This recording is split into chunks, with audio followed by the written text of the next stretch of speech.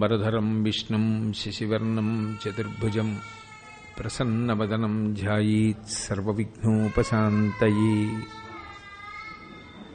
గురుర్బ్రహ్మా గురుర్విష్ణుః గురుర్దేవో మహేశ్వరః గురుః సాక్షాత్ పరం బ్రహ్మ తస్మై శ్రీ గురవే నమః. వ్యాసాయ విష్ణురూపాయ వ్యాసరూపాయ విష్ణవే నమో వై బ్రహ్మనిధయే వాసిష్ఠాయ నమో నమః. కూజంతం రామ రామేతి మధురం మధురాక్షరం ఆరుహ్య కవితాశాఖాం వందే వాల్మీకికోకిలం. శ్రుతిస్మృతిపురాణానాం ఆలయం కరుణాలయం నమామి భగవత్పాదశంకరం లోకశంకరం. వాగర్ధావివ సంపృక్తౌ వాగర్ధప్రతిపత్తయే జగతః పితరౌ వందే పార్వతీ పరమేశ్వరౌ. సూక్తిం సమగ్రయతున స్వయమేవ లక్ష్మీః శ్రీరంగరాజమహిషీ మధురైకటాక్షైః వైదగ్ధ్యవర్ణగుణగుంభనగౌరవైర్యాం కండూలకర్ణకుహరాः కవయోధయంతి. హైమోర్ధ్వపుండ్రమజహన్మకుటం సునాసం మందస్మితం మకరకుండలచారుగండం బింబాధరం బహుళదీర్ఘకృపాకటాక్షం శ్రీవేంకటేశముఖమాత్మని సన్నిధత్తాం. విమలపటి కమలకుటి పుస్తకరుద్రాక్షశస్తహస్తపుటి కామాక్షి పక్ష్మలాక్షి కలిత విపంచి విభాసి వైరించి. మనోజవం మరుతతుల్యవేగం జితేంద్రియం బుద్ధిమతాం వరిష్టం వాతాత్మజం వనరయూధముఖ్యం శ్రీరామదూతం శిరసా నమామి. ఆపదామపహర్తారం దాతారం సర్వసంపదాం లోకాభిరామం శ్రీరామం భూయో భూయో నమామ్యహం. హరి ఓం. పరమేశ్వర స్వరూపైన సభకి నమస్కారం.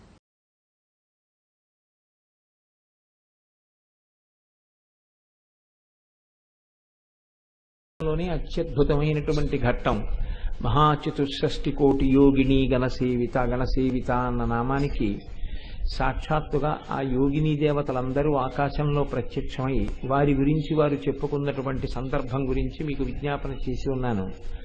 మొట్టమొదటి నామం అయినటువంటి శ్రీమాత అన్న నామం గురించి 4 మాటలు మీతో నేను పలికి ఉన్నాను. శ్రీమాత అన్న దాని గురించి విపులంగా కొంతవరకు నిన్న చెప్పి ఉన్నమాట వాస్తవమే. ఒక విషయాన్ని మీరు ఆలోచించండి. ఉపనిషత్తు ఒక మాట అంటుంది, యతో వా ఇమాని భూతాని జాయంతి. అంటే దేని నుండి ఈ సమస్తము ఉత్పన్నమైనదో, దేని నుండి అన్న మాట ఏది ఉందో అదే అమ్మవారు. యతో వా ఇమాని భూతాని జాయంతే, దేని నుండి పుట్టాయో ఆ ఉపనిషత్ వాక్యాన్ని మారిస్తే అదే శ్రీమాత. కాబట్టి దేని నుండి పుట్టాయని మీరు అనుకుంటున్నారో ఆమెయే శ్రీమాత. అసలు ఆ పుట్టుక ఇవ్వడం వెనక, మనందరినీ సృజించడం వెనకాతల కేవలం ఆవిడ యొక్క దయ మాత్రమే ఉంటుంది. అందుకే నిన్నటి రోజున అది ఆంగ్ల భాషలో ఉన్నప్పటికీ నేను ఒక విషయాన్ని ప్రస్తావన చేస్తూ పూర్తి చేయడం జరిగింది. మర్చెంట్ ఆఫ్ వెనీస్ అన్న నాటకంలో విలియం షేక్స్పియర్ అంటారు ఆ మాటలు, the quality of mercy is not strained, it is twice blessed. It blesses him that gives and him that takes. ఒక్క అమ్మ విషయంలో మాత్రం ఈ దయ అనేటటువంటిది ఇచ్చి అమ్మ కృతార్థురాలైంది, పుచ్చుకుని మనం కృతార్థులమయ్యాం. అసలు ఆ అమ్మ యొక్క వైశిష్ట్యం ఆ శ్రీమాత అనబడేటటువంటి నామంతో ఆ జగదంబ యొక్క స్తుతి అందులో ఎలా ఉన్నది అన్న విషయం గురించి విజ్ఞాపన చేసి ఉన్నాను. ఈ నామములకు సంబంధించిన విషయం కాబట్టి ఒక్కసారి నిన్నటి విషయాన్ని ప్రస్తావన చేసి ఇవాల్టి నామం చెప్తున్నాను. 2వ నామంలో శ్రీ మహారాజ్ఞి అని పిలిచారు అమ్మవారిని. శ్రీ మహారాజ్ఞి ఈ మాట కొంచెం మీరు జాగ్రత్తగా పరిశీలించవలసి ఉంటుంది. ఎందుకంటే మహారాజు అన్న మాట మనం వింటూ ఉంటాం. మహారాజు అనగానే పరిపాలనాధికారము కలిగినటువంటి వాడు. ఆయన తలుచుకుంటే ఏదైనా చెయ్యగలడు. ఎందుచేత ఎంత తప్పు చేసిన వాణ్ణి క్షమించగలడు. ఆయన తలుచుకుంటే, ఆయన ఆగ్రహిస్తే ఎంతటి శిక్ష అయినా వెయ్యగలడు. కాబట్టి క్షమించగలిగినటువంటి శక్తి, శిక్షించగలిగిన శక్తి, పరిపాలించగలిగిన శక్తి ఎల్లవేళలా ఆయన యందే ఉంటాయి. అందరినీ పరిపాలించేటటువంటి వాడు, అందరినీ నిలబెట్టేటటువంటి వాడెవరో ఆయనని ప్రభువు, పరిపాలకుడు, మహారాజు అని పిలుస్తాం. ఇక్కడ అమ్మవారిని మహారాజ్ఞి అన్నారు. అంటే అమ్మని స్త్రీవాచకంతో చెప్తున్నారు కనుక ఆమె పరిపాలకురాలిగా ఉన్నది, బ్రహ్మమై తానే పరిపాలన నిర్వహణ చేయుచున్నది. అమ్మవారు పరిపాలన చేయుచున్నది అన్నప్పుడు ఇది కూడా ఒక ఉపనిషత్ వాక్యంలోంచి వచ్చినటువంటి మాటే. ఎందుకంటే ఏన జాతాని జీవంతి, ఈ పుట్టినవన్నీ దేని వలన బతుకుతున్నాయో, దేని వలన బతుకుతున్నాయో అంటే పరిపాలించినటువంటి ఆ తల్లి యొక్క వైభవం. ఆమె పరిపాలన చేస్తే వీళ్ళందరూ బ్రతికి ఉన్నారు. కాబట్టి ఎవరు పరిపాలన చేయుచున్నారో వారు శ్రీ మహారాజ్ఞి. ఇక్కడ పరిపాలన చేసేటటువంటి మహారాజ్ఞికి ఒక లక్షణం ఉంటుంది. మహారాజుకి మీరు ఎవరనండి, మహారాజనండి, మహారాజ్ఞి అనండి, ఇక్కడ మహారాజ్ఞి సంబంధంగా మనం మాట్లాడుతున్నాం కాబట్టి ప్రధానమైన లక్షణం ఒకటి ఉంటుంది. పాలితులు, పాలకులు. పాలితులు అంటే పరిపాలించబడేటటువంటి వారు, పాలకులు అంటే పరిపాలించుచున్నవారు. పాలించేటటువంటి వారు చాలా గొప్పవారు అని ఎలా తెలుస్తుంది అంటే, ఎవరి యందు ఏ విభూతి ప్రకటనముగా ఉన్నదో ఆ విభూతి వారి యందు బాగా ప్రకాశించడానికి కావలసినటువంటి స్థితిని ఏర్పాటు చేసిన వాడు ప్రభు అయి ఉంటాడు. ఒక కృష్ణదేవరాయల వారిని తలుచుకుంటే చాలా గొప్ప ప్రభు అండి. సాహితీ సమరాంగణ సార్వభౌముడు, లలిత కళాప్రియుడు, కవి పండిత పోషకుడు, విద్వత్కవి, ఇన్ని విశేషణాలతో ఎందుకు పిలుస్తాం అంటే అష్టదిగ్గజాలని ఏర్పాటు చేశాడు, అలాగే శిల్పుల్ని పోషించాడు, ప్రజల్ని పాలించాడు, అమాయకులను రక్షించాడు, నేరస్తుల్ని దండించాడు. ఎవరిని ఎలా పరిపాలించాలో అలా పరిపాలిస్తారు. మహారాజ్ఞి శబ్దము చేత ఒక విషయం తెలుస్తుంది మీకు. పరిపాలన చేసేటటువంటి వారు కేవలం సంక్షేమం కోసం మాత్రమే పరిపాలన చెయ్యరు. మీరు కొంచెం జాగ్రత్తగా గమనించండి. ప్రభుత్వం ఏం చేస్తుందండి అని మీరు అడిగారనుకోండి, ప్రభుత్వం ఆసుపత్రులు కట్టిస్తుంది, ప్రభుత్వం పాఠశాలలు కట్టిస్తుంది, కళాశాలలు కట్టిస్తుంది, గ్రంథాలయాలు కట్టిస్తుంది, కారాగారాలు కట్టిస్తుంది. కారాగారాలు ఎందుకండి కట్టించడం అంటే, ఎవరిని ఉద్ధరించాలో, ఎవరిని వృద్ధిలోకి తీసుకురావాలో, ఎవరు సన్మార్గంలో ఉన్నారో వాళ్ళని పోషిస్తుంది సంక్షేమ కార్యక్రమంతో. ఎవరు దీనికి అడ్డు తగులుతున్నారో, ఎవరు ధర్మమునకు అడ్డంగా నిలబడ్డారో వాళ్ళని శిక్ష వేయాలి. అందుకని కారాగారములను కూడా ప్రభుత్వమే నిర్వహిస్తుంది. అంతేగాని అదేమిటంటే కారాగారాలు ప్రభుత్వం నిర్వహించడం ఏంటంటే, ఆసుపత్రులు, గ్రంథాలయాలు, పాఠశాలలు, వసతి గృహాలు ఇలాంటివి ఏర్పాటు చేస్తే చాలదా అంటే చాలదు. పరిపాలన అంతర్భాగం కారాగారం కూడా. అందుకే కారాగారం ఎందుకు పెట్టాలి అంటే, కారాగారం కూడా దయతోనే పెడతారు.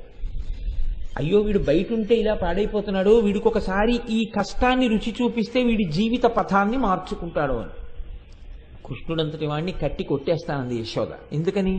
లాలనమున బహుదోషము లూలిం ప్రాపించు తాడనోపాయములన్ చాలగుణంబులు కలుగును తాడనంబె బాలురకును పథ్యంబరయన్నది. పిల్లల్ని లాలిస్తే, ముద్దు చేస్తే వాళ్ళ అల్లరి ఎక్కువైపోతుంది. అందుకని 2 దెబ్బలు కొడతాను దారిలోకి వస్తాడని. అదృష్టం కొట్టలేదు, కట్టేసిందంతే. కాబట్టి ప్రభుత్వం కూడా ఏం చేస్తుంది? కొడుతుంది. కొట్టడం అంటే శిక్ష వేస్తుంది. శిక్ష వేయడం అంటే కారాగారంలో పెడుతుంది. కారాగారంలో ఎందుకు పెడుతుంది అంటే, వాళ్ళలో మార్పు తీసుకురావడం కోసం. కొంతమందిని ఇక నువ్వు అసలు శరీరంతో ఉన్నంత కాలం బయటికి రావద్దంటే. ఎందుకని? వాడు వస్తే వాడికి ప్రమాదం, బయట ఉన్న వాళ్ళకి ప్రమాదం. వాడు మనుష్య శరీరంలో ఉన్నాడు కానీ చాలా ప్రమాదకరమైన పోకడతో ఉన్నాడు అని గుర్తిస్తే ఇక వాడి జీవితం అంతా కారాగారంలోనే ఉంచుతుంది. ఇలా ఎందుకు చేస్తుంది ప్రభుత్వము అంటే, అలా చెయ్యకపోతే మిగిలిన వాళ్ళకి ఉపద్రవం వస్తుంది కాబట్టి శిక్ష కూడా వేస్తుంది. ఈ శిక్ష వెయ్యడంలో కూడా ప్రభుత్వం దయతోనే ఉంటుంది. అలాగే అమ్మవారు కూడా మహారాజ్ఞి. ఆమె ఎవరెవరిని ఉద్ధరించాలో, ఎవరెవరు భగవంతుడి పట్ల భక్తి కలిగి ఉన్నాడో, ఎవరెవరు భగవంతుడు చెప్పినటువంటి సూత్రముల ప్రకారము తన జీవితాన్ని గడుపుతున్నాడో అటువంటి వారిని వృద్ధిలోకి తీసుకొస్తుంది.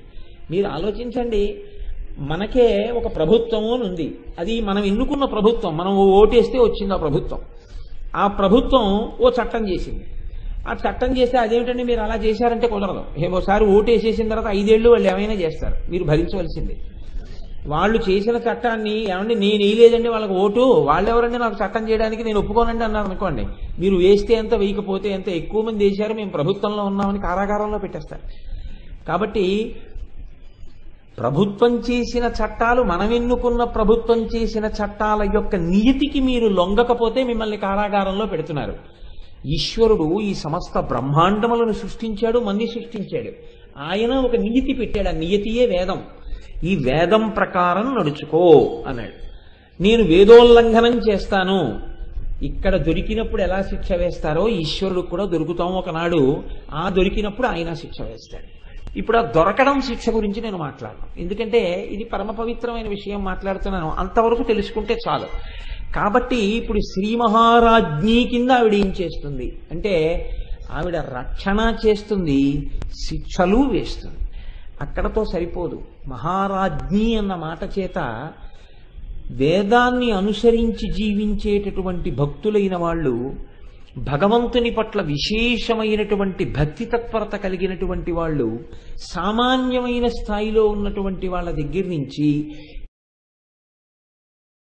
ఎవరికి ఏ కోర్కె కోరుకున్నా ఆ కోర్కెలను తీర్చగలిగినటువంటి సమస్త శక్తులు తన యందే ఉన్నటువంటి తల్లి కనుక మహారాజ్ఞి శబ్దము అన్వయమైనప్పుడు ఆ తల్లికున్న మరొక పేరు కామకోటి.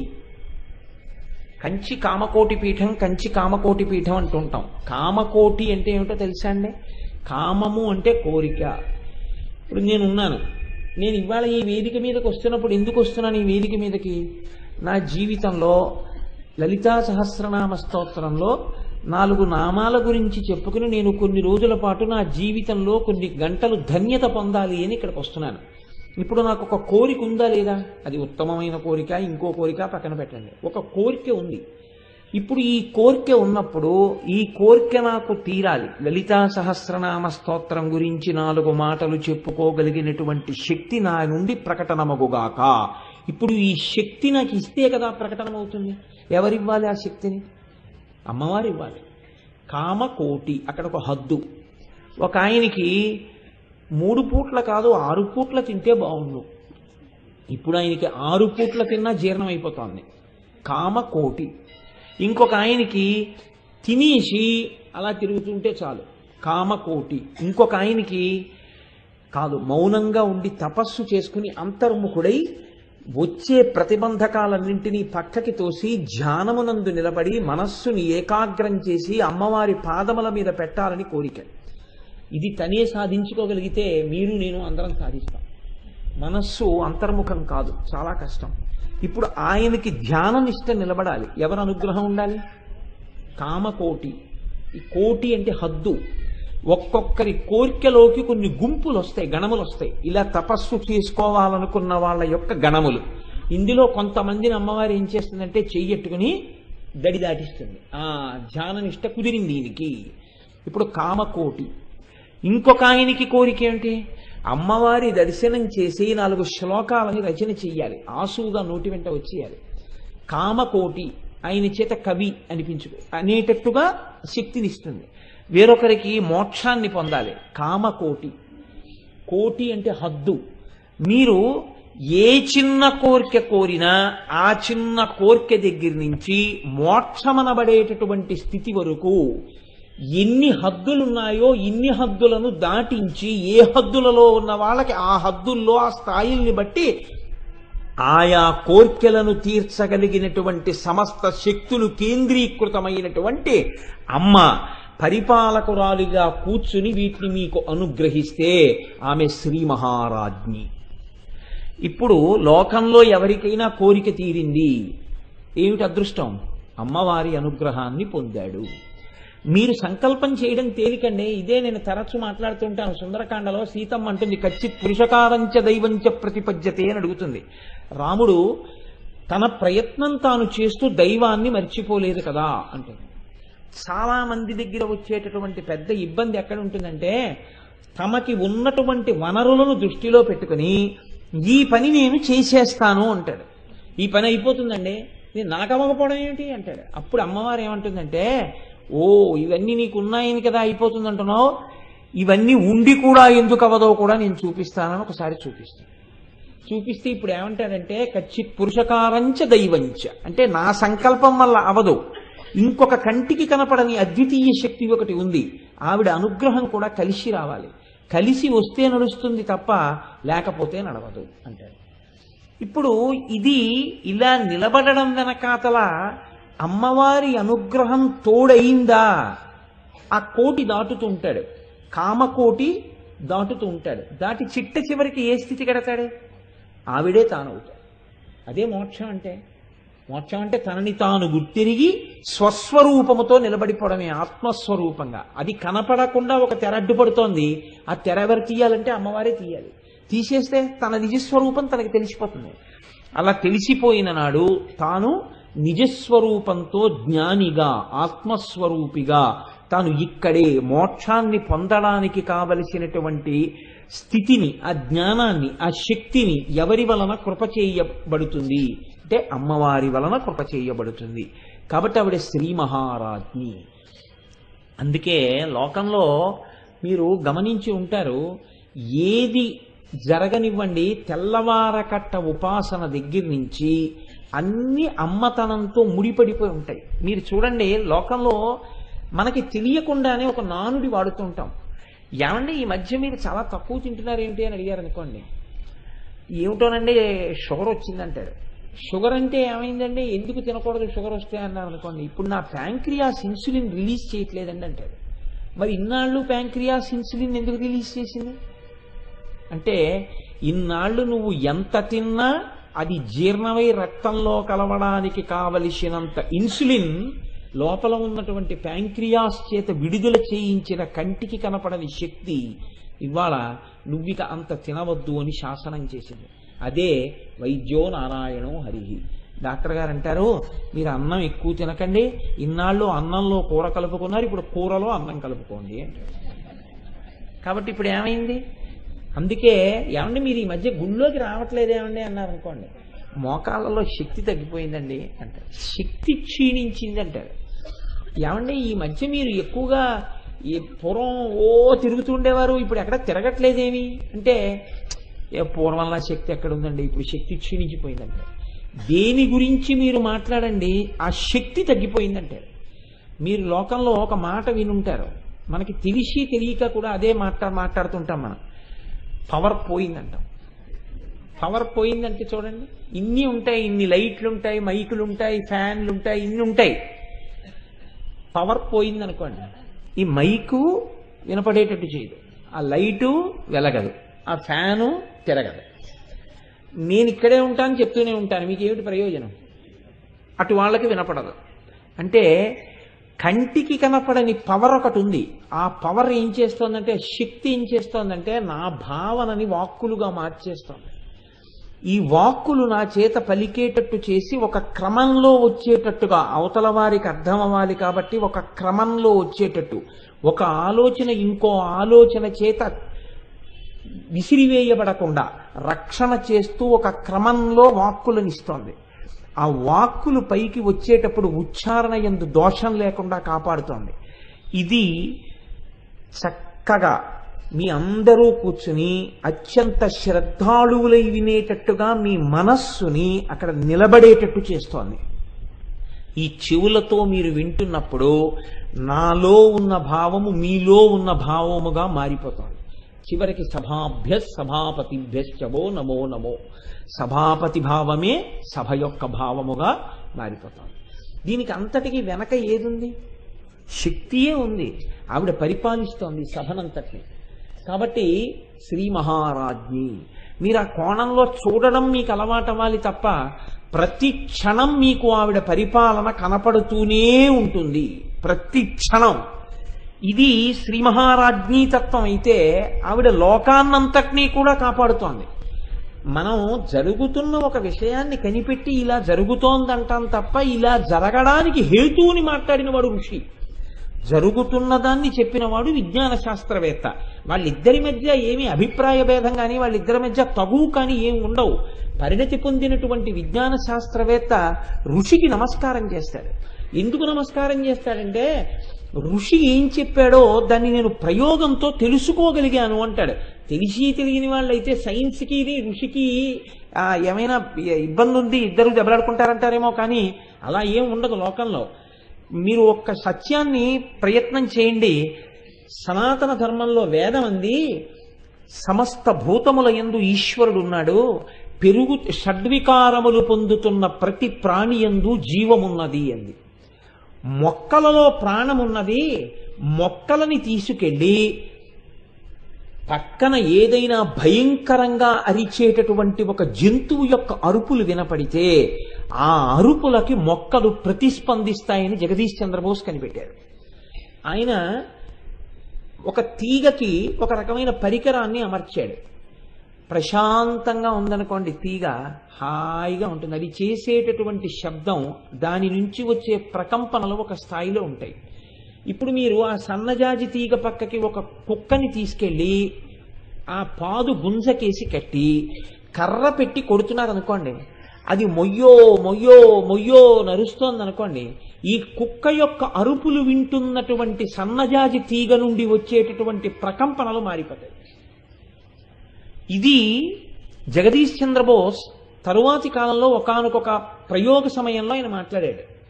ఇప్పుడు జగదీష్ చంద్రబోస్ ఋషి చెప్పిన వాక్యాన్ని తిరస్కరించాడా, ఋషి చెప్పిన దాన్ని ప్రయోగ రూపంలో చూపించాడా?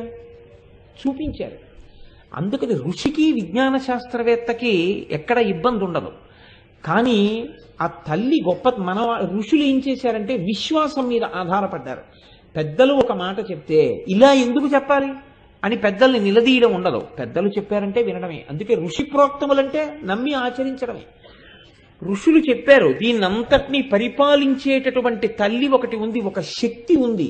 ఆ శక్తి లేకపోతే అసలు బతుకు లేదు అన్నారు. శక్తి ఉంటే ఏమిటి? మీరు ఎప్పుడు గమనించవలసినటువంటి రహస్యం ఒకటి ఉంటుంది తత్వంలో. శక్తి అన్న మాట నేను ఎప్పుడు వాడినా, నేను కాదు, ఎప్పుడు ఎవరు వాడినా మీరు ఒకటి జ్ఞాపకం పెట్టుకోండి, అది కదులుతోందని గుర్తు. కదలలేదు అనుకోండి, అది శక్తి కాదు.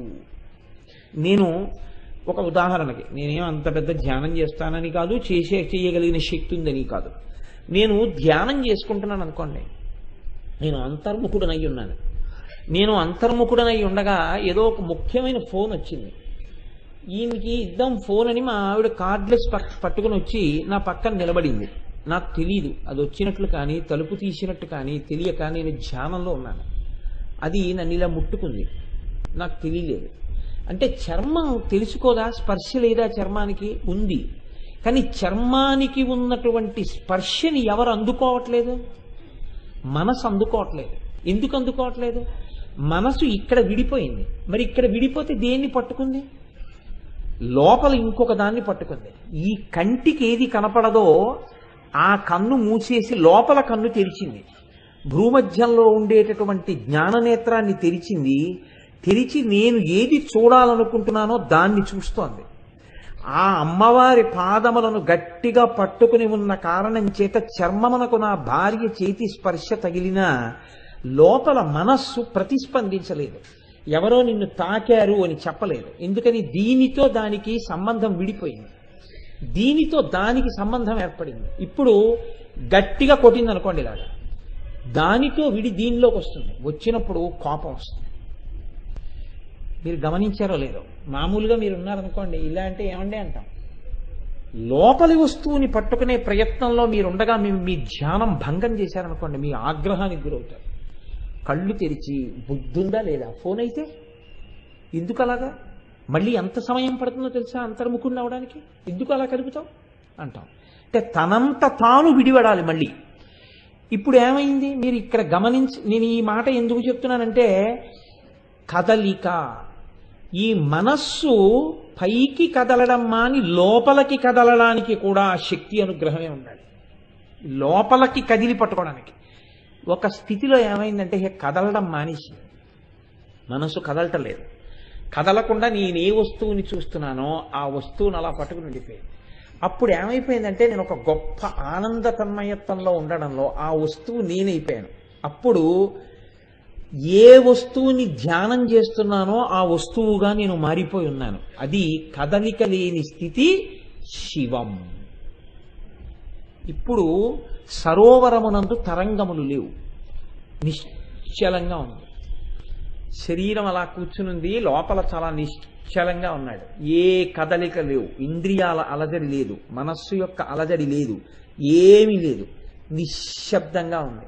ఇలా ఉండేటప్పటికే ఆనందం అక్కడ ఉంది. అందుకని అంతర్ముఖుడయ్యాడు.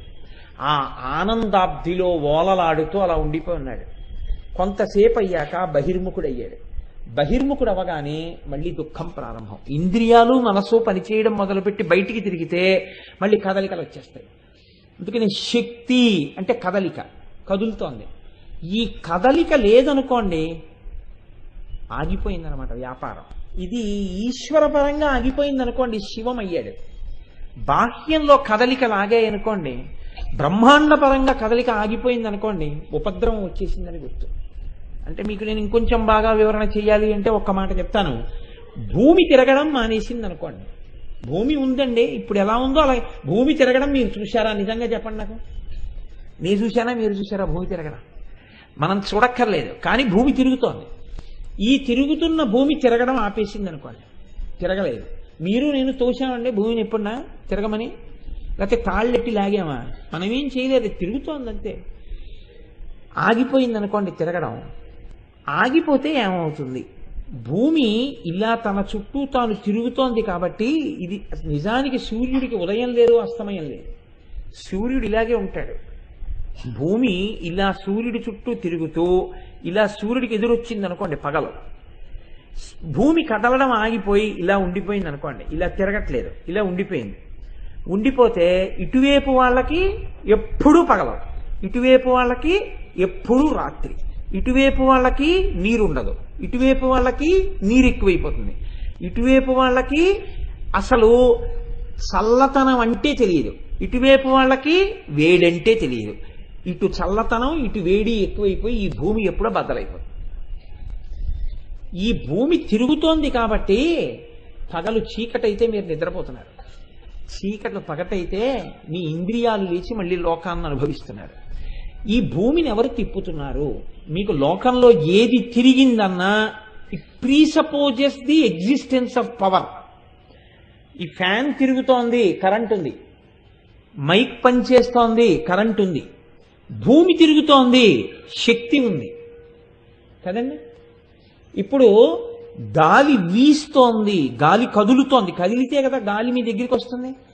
నీరు ప్రవహిస్తోంది, గడ్డి పెరుగుతోంది, విత్తనంలోంచి అంకురం వస్తోంది. అంటే ఈ కదలికలన్నీ ఎక్కడి నుంచి వస్తున్నాయి? శక్తిలోంచి వస్తున్నాయి. అంతవరకు ఎందుకండి? మీకు నేను ఒక్క మాట చెప్తాను. గుండె కొట్టుకుంటోంది, రక్తం కదలడం ఆగిపోయింది. లేకపోతే రక్తం చాలా వేగంగా తిరుగుతోంది. ఉత్తర క్షణం ఏమంటారంటే, ఈయనకి నిద్ర మాత్ర వేసేసి పడుకోబెట్టేయండి అంటారు. బ్లడ్ ప్రెషర్ ఎక్కువగా ఉంది.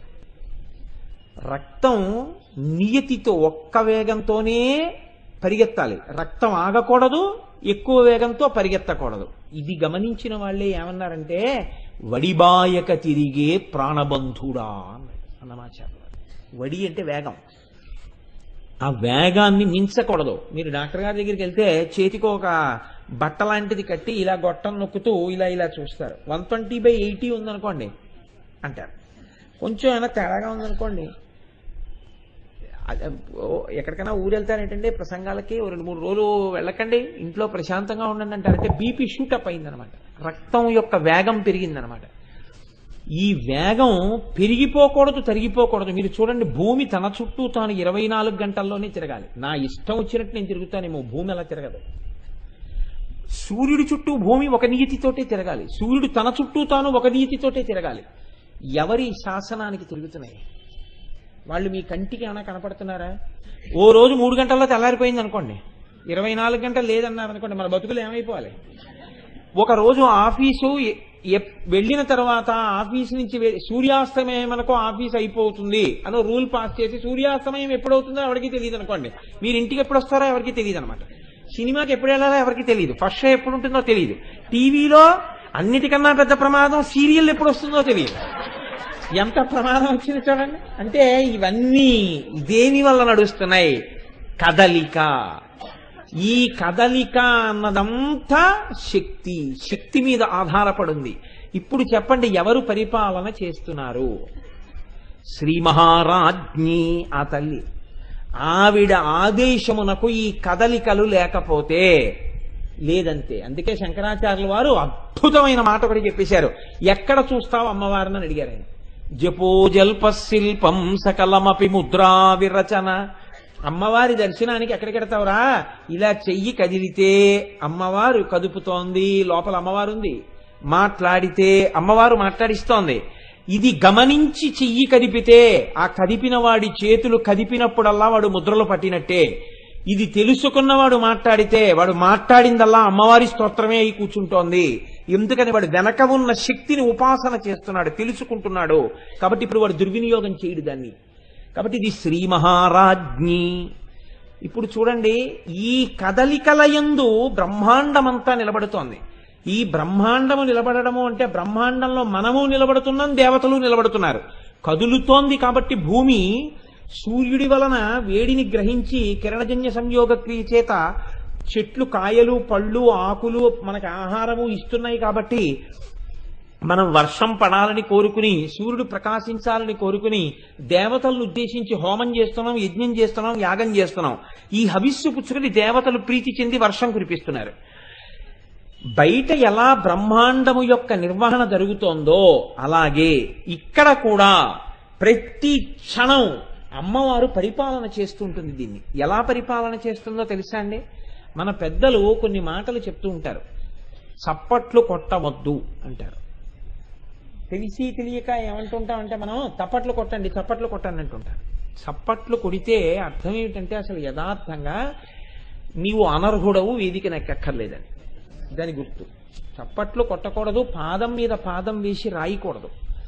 అలాంటివి ఎందుకు నియతి ఏర్పాటు చేశారో తెలుసా అండి? దేవతల యొక్క అంశాలు ఎక్కడుంటాయంటే మనుష్యుని యొక్క శరీరాన్ని ఆవహించి ఉంటాయి. 33 దేవతలు ఆవహించి ఉంటారు. అందుకే దేహో దేవాలయ ప్రోక్త జీవో దేవ సనాతన. మీరు ఒక దేవాలయంలోకి వెడితే మొట్టమొదట చుట్టూ ఎవరుంటారు ప్రదక్షిణం చేసేటప్పుడు? ఆ దేవాలయానికి సంబంధించిన పరివార దేవతలు అందరూ ఉంటారు. ఇప్పుడు మీరు గర్భాలయంలోకి వెడితే ఎవరుంటారు? ప్రధానమైనటువంటి దేవత అక్కడ ఉంటారు. ఈ రోజు బయట ఉండే దేవతలందరికీ కొబ్బరికాయలు కొట్టరు, నీరాజనాలు ఇవ్వరు, అక్కడికి వెళ్ళి ఎవరు పూజలు చేయించరు. కానీ నమస్కారం చేసుకుంటూ వెళ్ళిపోయి లోపల గుళ్ళో ఆయనకి మాత్రం కొబ్బరికాయలు ఇస్తారు, అరటిపళ్ళు ఇస్తారు, పూజలు చేయించుకుంటారు, అభిషేకాలు చేయించుకుంటారు, అన్నీ చేయించుకుంటారు. కానీ అర్చకుడు ఏం చేస్తాడు? రోజు నైవేద్యం సమయం అయిందనేటప్పటికీ ప్రధానమూర్తితో పాటుగా ఈ ఉపదేవాలయాలన్నిటికీ కూడా నైవేద్యం తీసుకొచ్చి పెడతారు. మీరు పెద్ద పెద్ద క్షేత్రాలు కడితే గమనించుంటారు, నైవేద్యం వేళ అయిందని అన్ని గుళ్ళు కట్టేస్తారు. కట్టేస్తే ముందు గంట వాయిస్తూ వెడుతూ ఉంటారు. బట్ట కప్పి నైవేద్య పాత్ర పట్టుకుని అన్ని దేవాలయాల్లోకి వచ్చి నైవేద్యం పెడతారు. బలిహరణ మంటపాలను ఉంటాయి, బలిహరణం పీఠాలు. వాటి మీద బయట ఉండేటటువంటి భూతములకు కూడా బలి సమర్పిస్తారు అక్కడ, ఆ భూతములు కూడా తినాలని. అలాగే ఈ శరీరమును ఆవహించి 33 దేవతలు ఉంటారు ఎప్పుడు. ఈ 33 దేవతలకి ఇందులోంచి అందుతూ ఉంటుంది, హవిస్సు అందుతూ ఉంటుంది. ఇది పెద్ద దేవాలయం అండి శరీరం. అందుకే శరీరాన్ని అంత పవిత్రంగా ఉంచడం నేర్పారు మన వాళ్ళు. ఎక్కడ పడితే అక్కడ, ఎలా పడితే అలా తీసుకోవడం అన్న దాన్ని చెయ్యకపోవడానికి కారణం అదే. మీరు చూడండి, ఇందులో చాలా చిత్రమైనటువంటి విషయం ఏమిటంటే ఈ తల్లి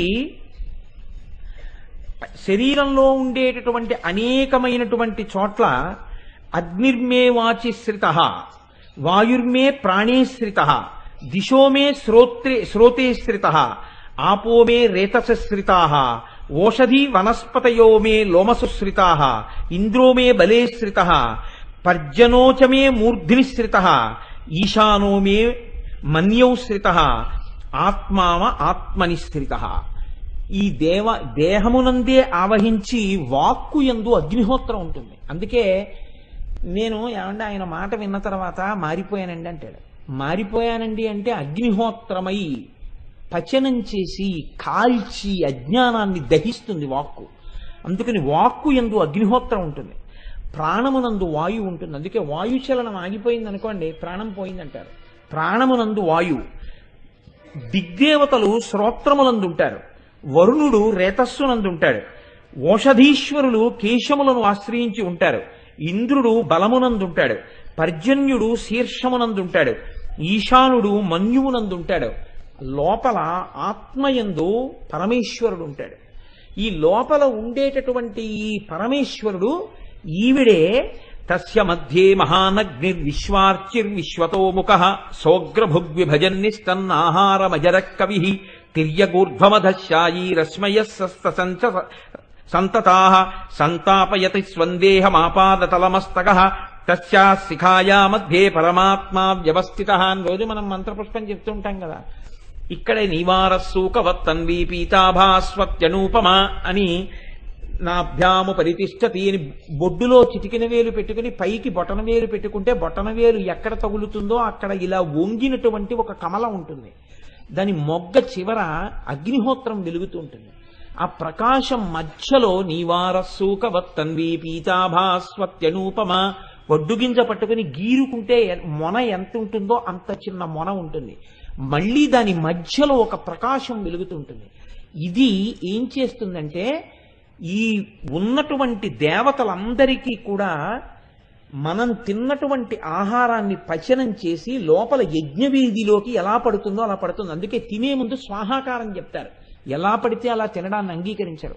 ఓం ప్రాణాయ స్వాహ, ఓం అపానాయ స్వాహ, ఓం యానాయ స్వాహ అని పంచవ్యాహృతులు గుచ్చుకుంటారు ముందు. అంటే స్వాహ అంటూ అగ్నిహోత్రానికి ఇస్తారు. పంటికి తగలకుండా నాలుక మీద పెట్టి చప్పరించి మింగుతారు నీతి అన్నాన్ని. మింగితే అగ్నిహోత్రుడికి హవిస్సులు ఇచ్చినట్టు. ఆ హవిస్సులు ఇస్తే అందుకే నియతి కలిగినటువంటి వ్యక్తికి భోజనాన్ని వడ్డించారనుకోండి దేవతార్చనకి, ఆయన చేసిన భోజనం యజ్ఞము చేసినటువంటి సోమయాజికి హవిస్సు, యజ్ఞగుండంలోకి హవిస్సు వేస్తే ఎంతో ఆయనకి భోజనం వడ్డించడం అంత ఫలితం. ఆయనకి వంట చేసి మీరు అక్కడ పెట్టారనుకోండి, ఈశ్వరుడు ఏ ఫలితాన్ని వాళ్ళ ఖాతాలో వేస్తాడంటే యజ్ఞమునకు కావలసినటువంటి సమస్త సంభారములను సిద్ధము చేసి అక్కడ పెట్టిన ఫలితం వేస్తాడు. ఒక యజ్ఞం చెయ్యాలంటే ఎన్ని సంభారాలు తీసుకొచ్చి నియమం ప్రకారం తెచ్చి అక్కడ పెట్టాలో అన్నిటినీ తెచ్చి అక్కడ పెట్టిన ఫలితం పడిపోతుంది. అందుకని లోపలికి పుచ్చుకున్న పదార్థాన్ని ఎవరు జీర్ణం చేస్తున్నారు? ఎవరు చిన్న అగ్నిహోత్ర రూపంలో ఉన్నదో అమ్మవారు ఆవిడ పచనం చేసి ఆ తల్లి ఏం చేస్తోందంటే ఇప్పుడు ఆ వచ్చినటువంటి ఆ ప్రాణశక్తిని లోపలికి ఊపిరి పీలుస్తున్నప్పుడు ఫైర్ అయింది ఆక్సిజన్తో అంటుంటారు మన వాళ్ళు సైన్స్లో. ఫైర్ అయింది ఆక్సిజన్తో అంటే మీరు నడుస్తున్నప్పుడు ఫైర్ అవుతోందంటారు. ఆ అగ్నిహోత్రంలో వేల్చి దాన్ని ఏం చేస్తుందంటే దేవతలకు అందరికీ అందిస్తుంది. అందిస్తే ప్రధాన దేవతకి నైవేద్యమైన తర్వాత ఉపదేవాలయాల్లోకి అందినట్టుగా మిగిలినటువంటి దేవతలకు అందరికీ అందుతుంది. అందుకే మీరు చూడండి, అమ్మో ఇంకా నీరస పడిపోయింది బాబోయ్ ఏమైనా తింటే కానీ వీలు లేదంటాడు. చేతులు పనిచేయవు, కాళ్ళు పనిచేయవు, నేను మాట్లాడలేనంటాడు, ఊపిరి కూడా తీలేపోతున్నానంటాడు. కానీ పెడితే తిని జీర్ణం చెయ్యడానికి ఎవరున్నాడో వాడు నీరసపడిపోయాడు అనుకోండి, మీరు తిన్నా జీర్ణం అవ్వదు. వాడొక్కడు మాత్రం నీరసపడిపోకుండా ఇంకా అలాగే ఉన్నాడు. అది ప్రధాన దేవత ఆవిడ అమ్మవారు. ఆవిడ ఏం చేస్తోందంటే ఇక్కడే ఉండి పరిపాలన చేస్తోంది ఈ శరీరాన్ని. అందుకే ఆవిడ అంత గొప్ప పరిపాలన చేస్తుంటే నువ్వు ఏది పడితే ఏది, ఎలా పడితే అలా అందులోకి పొయ్యవచ్చా, ఏది పడితే అది అందులో వెయ్యవచ్చా ఆవిడ చూస్తుంది. ఆవిడ శిక్ష వెయ్యవలసి వచ్చిందనుకోండి, గమ్మత్తుగా ఒక్క శిక్ష వేస్తుంది. ఆవిడ ఏం చేస్తుందంటే నీ శరీరములో ఉన్నదాన్ని నీ అంత నీవుగా వెళ్ళి విసర్జించే శక్తిని ఉపసంహారం చేస్తున్నాను అందనుకోండి, అయిపోయిందండి. ఎంత బతుకు బతికిన వాడైనా సరేనండి అంతే, వాడి గౌరవం అక్కడతో వెళ్ళిపోయింది. కాబట్టే పెద్దలు అన్నారు తస్మాత్ జాగ్రత్త జాగ్రత్త. ఏమనుకుంటున్నావో లోపల అమ్మవారుండి కార్యాన్ని నిర్వహణ చేస్తోంది. ఆ తల్లి మహారాజ్ఞి పరిపాలన చేస్తోంది నీ శరీరాన్నంతటిని, ఇంద్రియములకు పుష్టినిస్తోంది. ఆ తల్లి ఈ శరీరాన్ని ఎలా పోషిస్తోంది అన్నదాన్ని మనం శరదానవరాత్రిలో ఇక్కడ చండీ హోమం చేసినప్పుడు రోజు దుర్గా సప్తశతిలోంచి చదివేవారు ఇవన్నీ. ఆ తల్లి లోపల ఉండి ఎలా పరిపాలన చేస్తుందో చూడండి. యాదేవీ సర్వభూతేషు బుద్ధిరూపేణ సంస్థిత నమస్తస్యై నమస్తస్యై నమస్తస్యై నమో నమః. ఆ తల్లి బుద్ధి రూపంలో ఉంది. ఏమీ లేదండి, బుద్ధి అంటే నిశ్చయాత్మకము. ఇది అనచ్చా అనకూడదా, గబుక్కున నిషాడు అంతే, ఉపద్రవం వచ్చేసింది ఒక ఆయనకి. ఒక్క మాట ఇన్నాళ్ళు కడుపులో పెట్టుకున్నాడు, ఇప్పుడు గబుక్కును పైకి అన్నాడు ఒక ఆయన, ఓ మాట అంతే, ఉపద్రవం వచ్చింది. ఆ మాట పైకి అనడం ఉపద్రవం, అనకుండా ఆపగలిగిన బుద్ధి వక్రించింది ఆ సమయంలో. ఒక్కొక్కరు చూడండి అంటారు, ఏమిటోనండి అనవసరంగా ఎందుకు చేశానో తెలియదండి ఆ పని, అనవసరంగా వెళ్ళి ఆ పని చేశానండి, దానివల్ల ఇంత ఇబ్బందిలో పడ్డానండి అంటే. ఆ ఇబ్బందిలో పడ్డానండి అన్న విషయం ఎంత స్థితికి ఎందుకు వెళ్ళింది అంటే, ఆ సమయంలో బుద్ధి సరిగ్గా పని చెయ్యకపోవడమే. నేను మీకు దీనికి నేను ఇంకా ఏదో ఒకటి చెప్పకుండా ఉండలేకపోతున్నాను. అందుకని నేను ఇలాంటివి చెప్పాలి అంటే ఇంకొకరి జీవితంలో ఇవి చెప్పడానికి ఇష్టపడను, ఇంకొకటి చెప్పడానికి ఇష్టపడను. ఏదైనా అవమానకరమైన సందర్భం అయితే బుద్ధి సరిగ్గా పనిచేయకపోతే వచ్చే ఉపద్రవం అంటే ఇంకొకరికి చెప్తే దోషం అది. కాబట్టి నాది మాత్రమే అనుసంధానం చేస్తుంటాను. అటువంటిప్పుడు నేను ఒకసారి ఒక పెళ్లికి వెళ్ళాను. అది తెల్లవారుజామున 2 గంటల చిల్లర ముహూర్తం. ఎందుకు పుట్టిందో బుద్ధి, ఒక కొత్త తెల్ల ప్యాంటు తెల్ల చొక్కా కుట్టించుకున్నాను. ఇప్పుడు కాదులేండి, ఎప్పుడో 10 సంవత్సరాల క్రితం కుట్టించుకుని ఆ పెళ్లికి వేసుకుందాం అనిపించింది. ఆమె నా చెల్లెల వరసది, అందుకని చెప్పి చాలా సంతోషంగా ఆ ప్యాంటు చొక్కా వేసుకుని, మాకు తెలుసున్న వాళ్ళ ఇంటికి నేను మా అమ్మగారు వెడితే వాళ్ళ కారులో మేము కలిసి ఆ పెళ్లికి వెడతాం. వాళ్ళు మాకు బాగా కుటుంబపరమైన స్నేహితులు. నేను వాళ్ళ ఇంటికి వెళ్ళాం. వాళ్ళ ఇంట్లో ఒక పెద్ద ఆల్సేషియన్ డాగ్ ఉంది, దాన్ని కట్టేసి ఉంది గొలుసుకి. అది పాపం నన్నేం అనలేదు. ఆవిడ ఓ మాట చెప్తే ఆ కుక్క వింటుంది. యజమాని యందు ప్రీతి కలిగిన కుక్క, మాట వినే కుక్క. కొందరు ఇళ్లలో ఆయన మనవాడే వినన్నా అదేం విందా కుక్క. అలాంటి కుక్కలు కూడా ఉంటాయి. కానీ ఈ కుక్క అటువంటిది కాదు, అది ఏదో తాని మానానది పడుతుంది. నేను చక్కగా వాళ్ళు లోపలికి తీసుకెళ్లారు, కూర్చోబెట్టారు. ఆవిడ వచ్చేస్తున్నాను బాబు అని చెప్పి ఆవిడ గబగబా తెములుతున్నారు. తెములుతూ తెల్లారకట్ట వేళ కదా, పాపం వీడికి ఏదో ఒక కప్పు కాఫీ ఇస్తే ప్రీతి పొందుతాడు అనుకుందో ఏమో, చల్లకాలం కదా అని చెప్పి ఆవిడ నాకు ఒక కప్పు కాఫీ ఇచ్చారు. నేను ఆ సాసరు కప్పు పట్టుకుని ఇలా పెట్టుకుని తాగుతున్నాను. ఇప్పుడు ఆవిడ కాఫీ ఇచ్చారు, నేను తాగుతున్నాను. కుక్క ఆ ముందు గదిలో పడుకుని అది నా వంక చూస్తూ నోరు తెరుచుకుని ఇలా కళ్ళు మూసుకుని పెద్ద నాలుగు ఇలా వేళ్లాడేసుకుని బుర్ర కదుపుతాను.